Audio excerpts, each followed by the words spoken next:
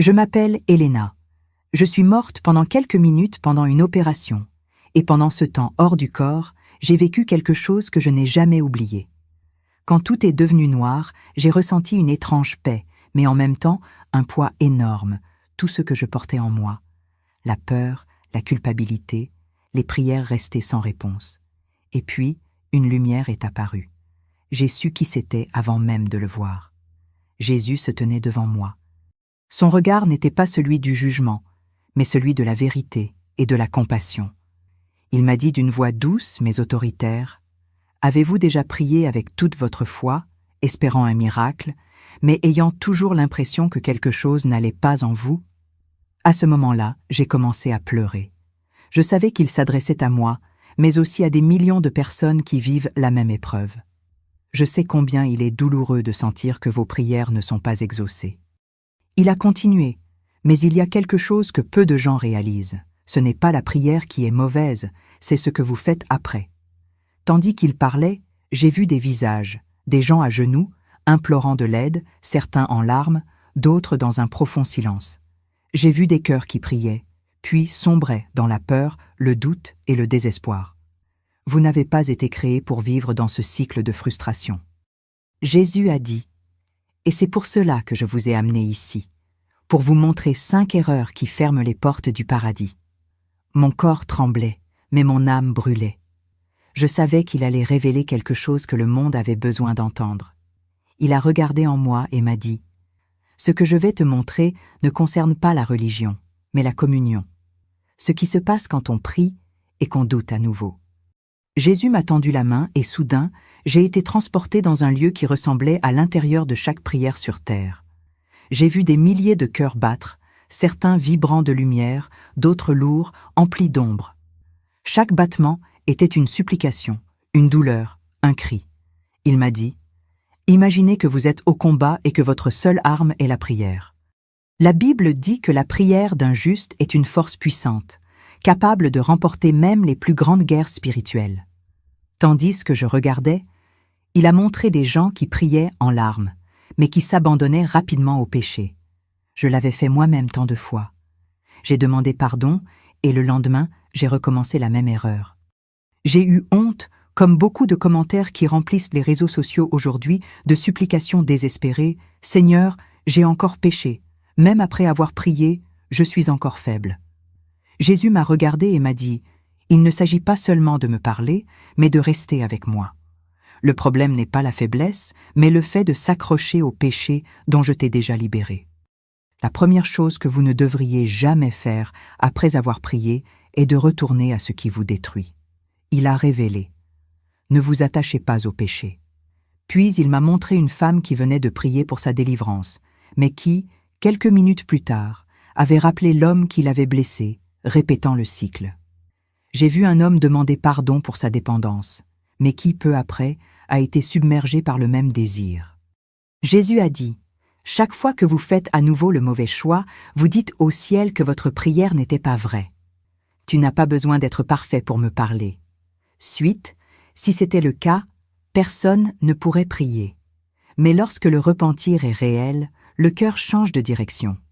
La faiblesse que vous confessez est la force que je peux transformer. » J'ai senti un poids s'enlever de moi et j'ai réalisé que la grâce de Dieu n'était pas pour ceux qui n'échouent jamais, mais pour ceux qui n'abandonnent jamais. Alors Jésus leva les yeux et dit, « Vous échouez, et pourtant j'aime chacun de vous. Mais comprenez ceci, une prière sincère est plus forte que le péché qui tente de vous retenir. Quand vous priez, ne retournez pas dans les ténèbres que j'ai déjà illuminées. » Après que Jésus m'a montré comment le péché peut être une chaîne invisible, il m'a présenté un autre scénario. J'ai vu des gens dans les églises, les mains levées, priant avec ferveur, mais intérieurement blessés, amers et remplis de ressentiment. J'ai ressenti leur douleur. C'était la même douleur que j'avais autrefois, cette sensation de prier avec les lèvres, mais le cœur partagé. Jésus a alors dit, « La deuxième chose que vous ne devriez jamais faire après avoir prié est de vivre dans l'hypocrisie. » Savez-vous qui est le meilleur exemple de vraie prière ? A-t-il demandé. C'est moi-même. J'ai prié et vécu ce que j'ai prié. Je n'ai jamais demandé quelque chose au Père pour ensuite agir en sens inverse. Tandis qu'il parlait, j'ai vu des gens prier pour la patience et, quelques minutes plus tard, crier sur leurs enfants. J'ai vu des hommes implorer l'amour et le même jour tromper leurs femmes. J'ai vu des femmes demander la paix, mais alimenter les ragots. Je me suis vu là.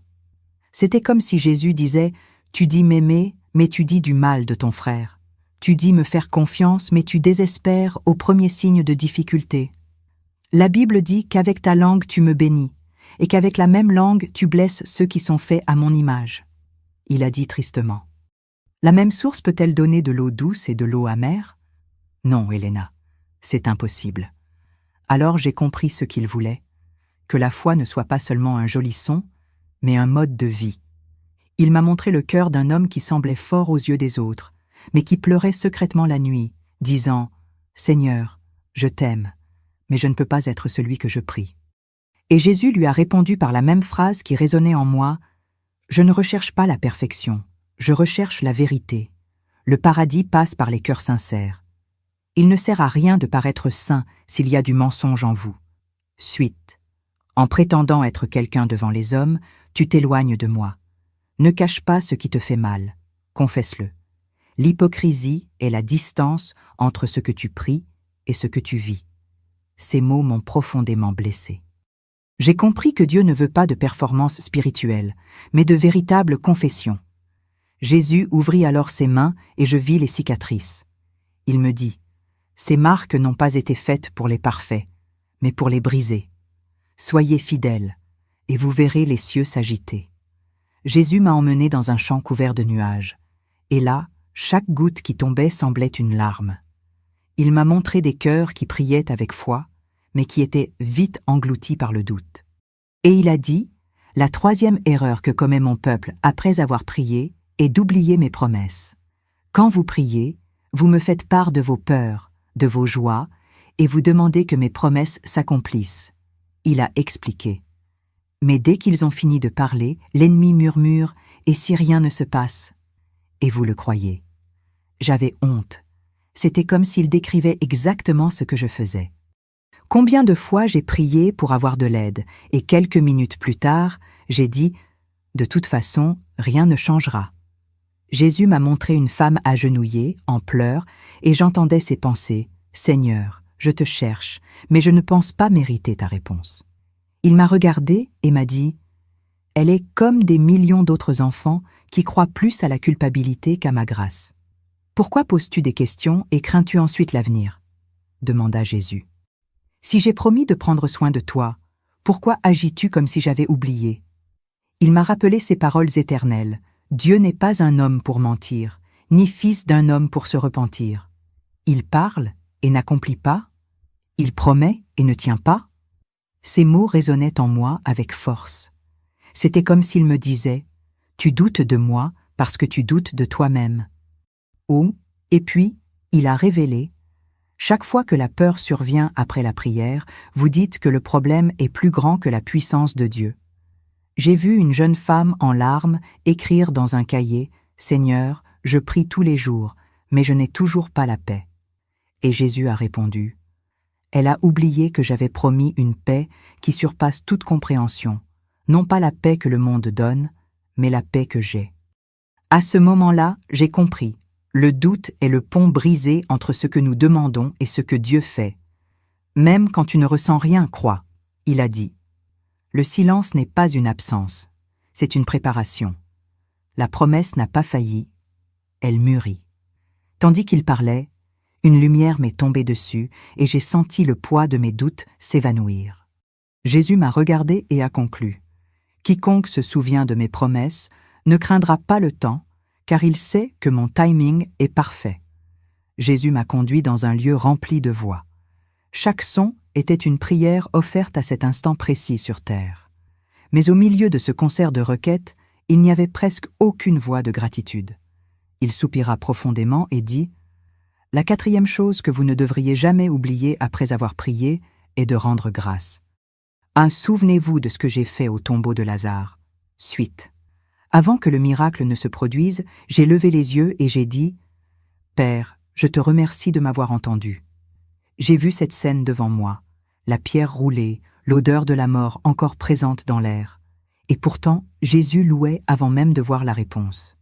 Il m'a regardé et m'a dit « Ma fille, beaucoup ne me remercient que lorsque le miracle est déjà sous leurs yeux, mais la vraie foi rend grâce tant que le tombeau est encore fermé. » Tandis qu'il parlait, j'ai vu une femme dans sa chambre, agenouillée, disant « Seigneur, tu ne me réponds jamais. » Et Jésus, les larmes aux yeux, a dit « Elle ne réalise pas que chacun de ses souffles est déjà un don. » Puis il s'est tourné vers moi et a dit « Vous attendez le résultat pour me louer, mais j'attends la louange pour libérer le résultat. » J'ai vu des scènes de personnes priant pour la guérison, pour du travail, pour la paix, mais qui finissaient toujours dans la tristesse, comme si Dieu leur devait quelque chose. Et j'ai entendu les mêmes mots dans les commentaires qui étaient autrefois les miens. « Seigneur, je prie et je prie, mais rien ne change. » Jésus a alors répondu « Ils ne réalisent pas que la gratitude ouvre des portes que les plaintes ferment. N'attendez pas une bénédiction pour rendre grâce, il a dit. Sois reconnaissant, car tu sais qui je suis. La foi mûre célèbre avant la victoire. » À ce moment-là, j'ai compris quelque chose de profond. Rendre grâce devant un miracle, c'est dire à Dieu sa confiance, même sans le voir. Jésus m'a touché la poitrine et m'a dit « L'action de grâce est la signature de la foi. Sans elle, la prière n'est qu'une requête. Avec elle, c'est une alliance. Alors, conclus. La prochaine fois que vous priez, ne vous mettez pas à genoux sans dire « Merci Seigneur, car tu as entendu mon cri. » J'ai senti quelque chose se briser en moi. C'était l'orgueil. La foi a commencé à éclore là où auparavant il n'y avait que de l'anxiété. Et pour la première fois, j'ai compris que le ciel répond plus vite à la gratitude qu'à la hâte. Jésus m'a conduit dans un lieu sombre, mais empli de l'écho des prières. C'étaient des voix lasses, qui commençaient fort et s'achevaient dans le silence. Il m'a regardé avec compassion et m'a dit « La 5e chose que vous ne devez jamais faire après avoir prié est de renoncer à me chercher. » J'ai vu des gens prier pendant un certain temps, et lorsqu'ils n'obtenèrent pas ce qu'ils voulaient, ils arrêtaient tout simplement. Une femme a dit « Je suis fatiguée. Dieu ne me répond jamais. » Un homme s'est écrié « Peut-être m'a-t-il oublié ?» Et Jésus a dit « Il ne réalise pas que c'est souvent dans le délai que je plante ma foi. Souviens-toi de ce que je t'ai appris. » Il a continué. Dans la parabole du juge inique et de la veuve insistante, elle n'a pas abandonné, même ignoré. J'ai vu cette scène, la femme qui frappait à la porte du juge, jour après jour, sans silence. Si même un homme cruel cède à l'insistance, Jésus a dit « Imaginez le Père, juste et plein d'amour. » La persévérance est le langage que le ciel comprend. Tandis qu'il parlait, j'ai vu des visages qui ressemblaient à ceux des commentaires qui touchent tant de cœurs. « Seigneur, je prie, mais je suis encore dans le noir. Dieu, j'essaie, mais j'échoue toujours. Mon cœur est fatigué. » Jésus m'a regardé et m'a répondu doucement « Dis-leur que la foi épuisée reste la foi. Dis-leur que j'entends même le murmure qui persiste quand la force s'épuise. » Puis il leva la main et un vent fort souffla sur ses voix, ravivant chaque prière oubliée. « Ne cessez jamais de prier, » il a dit. « Même si cela semble inutile, continue. La prière ne sert pas à me rappeler ce que j'ai demandé, mais à te rappeler qui je suis. » À ce moment-là, j'ai compris quelque chose de profond. La prière ne change pas seulement le résultat, elle change la personne qui prie. Jésus m'a montré une femme qui avait arrêté de prier pour son mari et a dit « Si elle avait prié une semaine de plus, le miracle se serait produit. Continuez à frapper à la porte, » il répéta, « parce que je réponds toujours à ceux qui n'abandonnent pas. Chaque larme persistante est une semence d'éternité. » Et puis, tendrement, il ajouta « L'ennemi veut vous faire arrêter, mais je veux vous faire rester. » Ces mots sont restés gravés en moi comme du feu. Quand on prie et qu'on continue, même sans rien voir, le ciel bouge sans qu'on s'en aperçoive.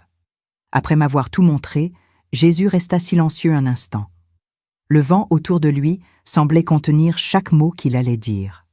Puis, avec une expression à la fois triste et pleine d'amour, il parla. « Maintenant, comprenez-vous ? Ces 5 attitudes, répétées, non seulement retardent les réponses, mais elles m'éloignent du cœur de mes enfants. Il s'est approché et a continué. Ce n'est pas que je n'entends pas les prières.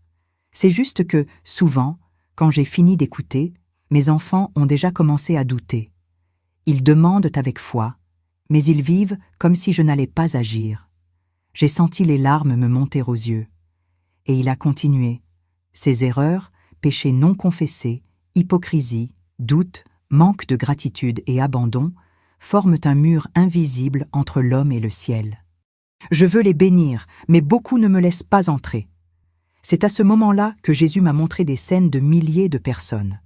Certaines agenouillées en silence, d'autres criant de désespoir, et toutes arborant le même regard, celui de quelqu'un qui veut croire, mais qui est fatigué. Il m'a dit, « Je ne rejette personne. Même ceux qui prient avec crainte, je les écoute. Même ceux qui se sentent impurs, je les accueille. Mais je demande une chose, la sincérité. » Ces mots m'ont brisé intérieurement. J'ai pensé à ces paroles qui reflètent le cœur du monde. « Pardon, Seigneur, car j'ai péché contre toi. Pardonne-moi, Seigneur, car j'ai péché contre toi. » Jésus répondit, « Ces demandes de pardon sont le début de la guérison. Le ciel s'ouvre quand le repentir est sincère. Le secret n'est pas de prier magnifiquement. Il a dit, mais en priant avec un cœur ouvert, « Quand vous priez et que vous faites confiance, j'agis. Quand vous priez et remerciez, j'accélère. Quand vous priez et n'abandonnez pas, je descends. » Il ouvrit ses mains et 5 flammes en sortirent. Chaque flamme représentait une des erreurs qu'il m'avait montrées. Et lorsque je l'ai reconnue, le feu se transforma en lumière. « Voyez, dit-il, quand vous abandonnez vos faiblesses, je les transforme en foi. Quand vous reconnaissez votre erreur, je reconstruis le pont entre nous. » Puis Jésus m'a dit quelque chose que je n'oublierai jamais. « L'ennemi ne craint pas vos prières. Il craint vos prières et votre foi. » J'ai senti le sol trembler. C'était comme si le ciel tout entier confirmait ces paroles. Et il a conclu, « Je ne veux pas d'enfants parfaits. Je veux des enfants qui n'abandonnent pas. La sainteté n'est pas l'absence d'erreur, c'est la persévérance dans l'amour. » Jésus m'a conduit vers un champ rempli de graines. Il y en avait des milliers, mais seules quelques-unes avaient germé. Il s'est penché, a touché le sol et a dit, « Chaque prière faite avec foi est une graine, mais elle ne germe que lorsque le cœur humain demeure imprégné de confiance. » J'ai vu que les graines représentant les prières du doute étaient sèches. Les prières de gratitude, en revanche, fleurissaient et, d'elles, poussaient des arbres de lumière. « Regardez, » il a continué. « Quand quelqu'un prie et abandonne le péché, le ciel s'ouvre. Quand il prie sans hypocrisie, le son pur atteint le trône. Quand il se souvient de mes promesses, les chaînes spirituelles sont brisées. Quand il rend grâce devant le miracle, son cœur vibre de mon esprit. Et quand il n'abandonne pas, l'enfer tout entier se tait. » Ces paroles ont résonné en moi avec force. C'était comme s'il disait que le véritable pouvoir de la prière ne réside pas dans les mots, mais dans la posture. Je me suis souvenu des commentaires de tant de cœurs blessés. « Je suis sans force, Seigneur Jésus-Christ. Je suis sans force, Seigneur Jésus-Christ. » Et il répondit, « La foi qui demeure quand tout le reste manque est la plus précieuse. Dis-leur que je n'ai pas besoin de force, j'ai besoin de soumission. » À cet instant, le champ commença à fleurir de façon surnaturelle. Les graines sèches reprirent vie, chacune représentant une prière que le temps et la fatigue avaient ensevelie. Lorsque vous corrigez ces 5 attitudes, Jésus a dit « Le ciel s'aligne avec la terre. Ce qui était figé se met en mouvement. Ce qui semblait mort se met à respirer. Et ce qui était impossible, je le rends possible. » Puis, il m'a regardé droit dans les yeux et a ajouté « La vraie foi ne naît pas des résultats, mais de la relation. Le plus grand miracle n'est pas de recevoir ce qu'on a demandé, mais de continuer à croire même quand on n'entend que le silence. » À cet instant, la scène changea. J'étais de nouveau agenouillé, mais cette fois dans ma chambre. L'horloge indiquait l'heure à laquelle j'avais commencé à prier avant cette vision. Seule différence, le poids s'était allégé. « Ce tu crois ?» il murmura. « Tu verras la gloire de Dieu. Si vous croyez, vous verrez la gloire de Dieu. » Des larmes coulaient, mais cette fois, c'étaient des larmes de paix. Et j'ai compris, Quand on prie, qu'on confesse, qu'on remercie et qu'on persévère, le ciel n'est pas loin. Il descend, habite et transforme tout autour de soi. Après la vision, j'ai senti Jésus toujours là, près de moi. Sa voix était douce, mais chargée d'autorité. Il a dit, « Maintenant que vous avez compris, revenez et dites à tout le monde. Il ne suffit pas de savoir, il faut pratiquer. » Ces mots m'ont profondément marqué. Alors, si vous écoutez ce message et avez l'impression que vos prières sont bloquées, commencez dès aujourd'hui à reconstruire votre communion avec Dieu. Maintenant, honnêtement, il me l'a dit. Ne cache rien, ni peur, ni erreur, ni doute. Je sais déjà tout, mais je veux l'entendre de toi, car seuls ceux qui confessent sont guéris. Rappelez-vous, la prière n'est pas un rituel, c'est une conversation entre un père et son enfant. Peut-être vous sentez-vous comme beaucoup de ceux qui ont écrit dans les commentaires « Seigneur, pardonne-moi, j'ai péché contre toi. Aide-moi, Jésus, je suis faible, je n'en peux plus. » Jésus vous répond maintenant « J'ai entendu tout ce que tu as dit, et je te crois. » Après avoir prié, il a continué « Ne retombez pas dans le découragement. La foi a besoin de mouvement. Faites ce que vous pouvez, et je ferai l'impossible. » Et si la culpabilité tente de vous envahir, rappelez-vous, la croix était suffisante. Le sang versé sur le Golgotha ne vous a pas seulement pardonné, il vous a libéré. Pas besoin d'être parfait pour être entendu. Il suffit d'être authentique. Ayez confiance en mes promesses, il a dit. Même si vous ne voyez rien, continuez à croire, car je ne reviens jamais sur mes promesses. Alors, commencez par rendre grâce. Dites, Seigneur, merci d'avoir entendu mon cri. Faites le même si les circonstances vous en dictent le contraire. C'est la foi qui touche le cœur de Dieu, la foi qui rend grâce avant de voir, la foi qui persiste quand tous les autres ont abandonné. Jésus conclut en disant « Je suis plus proche que tu ne le penses. Je ne parle pas d'un trône lointain, mais de là où coulent tes larmes. Chaque prière sincère est un pas qui te rapproche de moi. » Et à ce moment-là, j'ai réalisé, rétablir la communion avec Dieu ne consiste pas à recommencer à zéro, mais à revenir à la maison. À cet instant, j'ai ressenti quelque chose de différent. L'air autour de moi est devenu léger, comme si le ciel lui-même respirait avec moi. Jésus m'a regardé et m'a dit, « Lorsqu'une âme retrouve confiance, le Saint-Esprit commence à reconstruire tout ce qui a été brisé. » C'était comme si ma vie était en train de se réécrire. Chaque larme, qui me semblait auparavant dénuée de sens, devenait désormais une graine de renaissance. Dieu veut entendre votre prière. Il a continué. Il n'est pas indifférent à vos cris. Même lorsque le silence semble vous étouffer, il œuvre en silence. À ce moment-là, j'ai vu le Saint-Esprit se déplacer comme le vent, entrant dans les maisons, les églises et les cœurs qui avaient cessé de croire.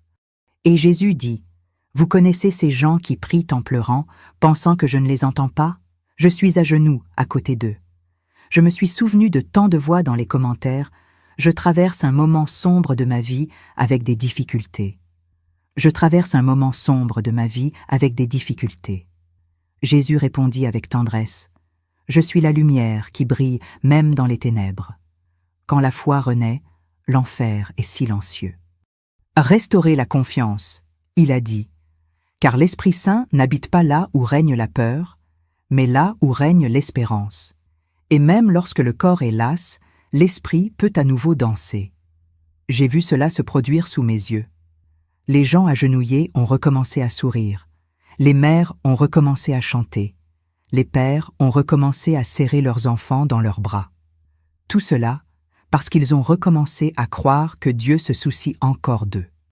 Vous pensez que la foi est le chemin vers les miracles, Jésus achevé. Mais la foi est le miracle lui-même. Lorsqu'elle se réveille, tout ce qui était mort revient à la vie. À ce moment-là, j'ai compris que l'éveil spirituel n'est pas quelque chose d'inconnu. C'est le moment où l'on dit « Seigneur, je crois encore, même si je ne comprends pas. » Et lorsque ces mots viennent de l'âme, le Saint-Esprit agit, la peur se tait et la paix arrive enfin. Jésus m'a regardé avec un sourire serein et m'a dit « La foi, c'est le « oui » que l'on prononce au milieu du chaos. Quand on a confiance, je fais le reste. Et juste comme ça, le ciel s'est ouvert, non pas devant mes yeux, mais dans mon cœur. Jésus s'approcha de nouveau. Il y avait de la tendresse dans son regard, mais aussi une force indescriptible. Il dit « Celui qui n'abandonne pas après avoir prié, celui qui a confiance, même fatigué, verra la puissance de mon Père. » Et tandis qu'il parlait, le sol devint un miroir de lumière. Dans ce reflet, j'ai vu les visages de gens ordinaires, des gens comme vous et moi, restaurés par la foi. Je n'ignore aucune prière sincère. Il a continué. Chaque parole prononcée avec foi s'élève comme l'encens devant le trône du ciel. Rien n'est perdu, rien n'est vain. J'attends simplement le bon moment pour agir, car le timing parfait est celui du Père. Ces mots m'ont transpercé le cœur. J'ai pensé à tous ceux qui se sentent oubliés et qui disent « Seigneur, dissipe mes peurs et mes doutes. » Jésus répondit « Dis-leur que je le fais déjà. La peur est le premier ennemi que l'amour vainque. Vous demandez des bénédictions. » Il a dit « Mais je veux donner le destin. » Il demande des miracles, mais je veux donner un but. Car les miracles sont éphémères, mais le but est éternel. Il ouvrit les mains, et tel un fleuve de lumière, une présence en jaillit, me faisant tomber à genoux. C'était de l'amour pur, celui qui guérit sans parole, qui transforme sans exigence, qui libère sans douleur.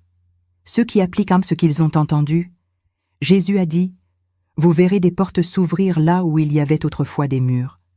Vous verrez la paix là où n'était que chaos. Et vous ressentirez ma présence, même lorsque le monde entier semble silencieux. » Puis il m'a tendu la main et m'a dit « Je te le promets, aucun cœur qui continue à chercher ma face ne restera dans le désert. Là où il y a la foi, il y a une réponse. Là où il y a la gratitude, il y a la multiplication.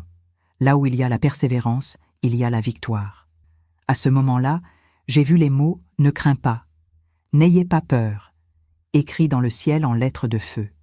Et Jésus conclut « Je n'ai pas promis d'être absent du combat, j'ai promis d'y être présent. » La victoire ne consiste pas à conquérir le monde, mais à ne pas se laisser conquérir par lui. Les larmes revinrent, mais cette fois, elles étaient fermes. Car j'avais compris. La véritable réponse à la prière réside dans la transformation du cœur. Le silence du ciel fut rompu par une voix douce mais ferme.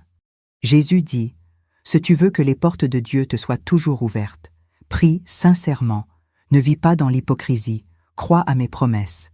Remercie avant même de voir le miracle et ne cesse jamais de me chercher. » Ces paroles résonnaient comme un tonnerre et une tendresse à la fois. J'ai senti qu'il s'adressait non seulement à moi, mais à tous ceux qui ont un jour prié et ressenti que le ciel n'avait pas répondu. « Je t'aime », il a dit.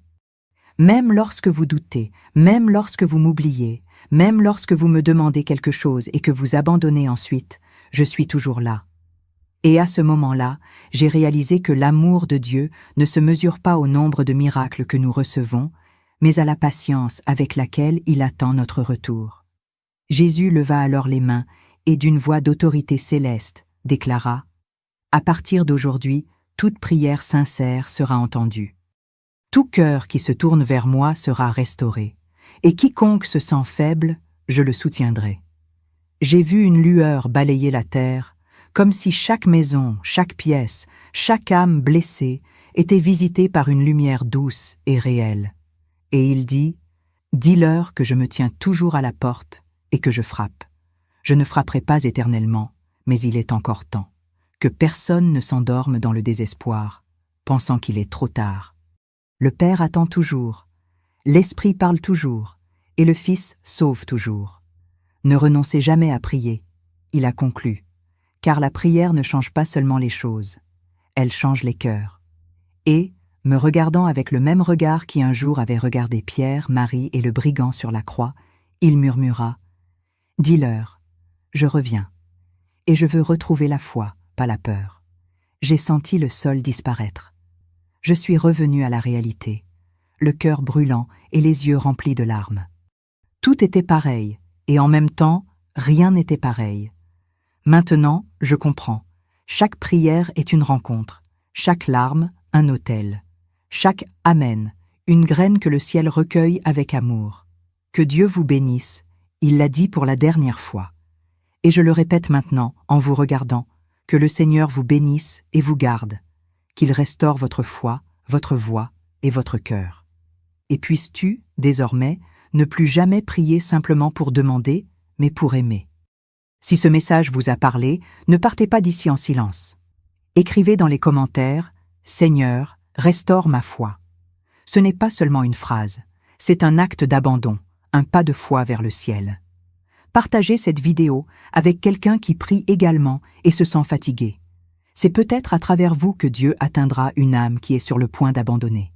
Et avant de partir, respirez profondément et dites à voix basse « Merci Seigneur, car tu as entendu mon cri ». Répétez ceci jusqu'à ce que votre cœur se sente léger, parce que c'est ainsi que le ciel se déplace, non pas avec précipitation, mais avec confiance. Que Dieu vous bénisse, vous et votre famille, et que cette semaine soit le début de votre vie de prière. Rendez-vous au prochain témoignage.